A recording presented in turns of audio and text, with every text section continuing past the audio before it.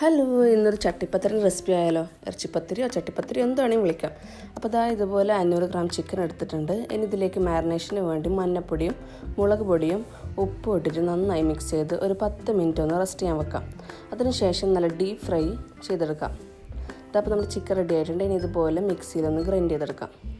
ഇനി ആ same oil തന്നെ ഇഞ്ചി വെളുത്തുള്ളി പച്ചമുളക് പേസ്റ്റും സവാളയും ഉപ്പും ഇട്ട് നന്നായി സോട്ട് ചെയ്തെടുക്കാം. ഇനി അതിലേക്ക് നമുക്ക് പൊടികൾ ചേർത്ത് കൊടുക്കാം. ചിക്കൻ മസാല, മഞ്ഞൾപ്പൊടി, കുരുമുളക് പൊടി, ഗരം മസാല ഇട്ട് നന്നായി മിക്സ് ചെയ്തതിന് ശേഷം നമ്മുടെ നേരത്തെ ഗ്രൈൻഡ് ചെയ്ത് വെച്ച് ചിക്കനും കൂടി ആഡ് ചെയ്ത് കൊടുക്കാം. ഇനി ഇതിലേക്ക് മല്ലിയിലയും കറിവേപ്പിലയും ഇട്ടതിന് നമ്മുടെ മസാല ഇവിടെ റെഡിയായി. ഇനി നമുക്കതിൻ്റെ ബാറ്റർ റെഡിയാക്കാം. സമൂസിൻ്റെ 4 മുട്ട എടുത്തിട്ടുണ്ട്. അതിലേക്ക് പാലും കുരുമുളക് പൊടിയും ഉപ്പും ഇട്ടിട്ട് നന്നായി മിക്സ് ചെയ്തെടുക്കാം. ഞാൻ ഇവിടെ അഫിയാൻ്റെ സമൂസ ഷീറ്റാണ് എടുത്തിട്ടുള്ളത്. ഇനി നന്നായി ഡിപ്പ് ചെയ്ത ശേഷം ഇതുപോലെ സമൂസ ഷീറ്റ് ഇതുപോലെ പാനിൽ വെച്ച് കൊടുക്കാം. നല്ലോണം കവർ ചെയ്യുന്ന രീതിയിൽ വെച്ച് കൊടുത്ത് നമ്മുടെ മസാല ഇവിടെ ഫില്ല് ചെയ്ത് അങ്ങനെ ലെയറായി വെച്ച് കൊടുക്കാം. ഞാൻ ഇവിടെ 3 ലെയറായി ചെയ്തിട്ടുള്ളത്. ബാക്കി നമ്മുടെ എഗ് ബാറ്റർ അതിൻ്റെ മേലെ തന്നെ ഒഴിച്ച് ഒരു 20 മിനിറ്റ് കുക്ക് ചെയ്തെടുക്കാം. 10 മിനിറ്റ് ഒരു സൈഡും 10 മിനിറ്റ് ഇപ്പുറത്തെ സൈഡും. അപ്പോൾ റെഡി ആയിട്ടുണ്ട്. എല്ലാം ട്രൈ ചെയ്ത് നോക്കണം.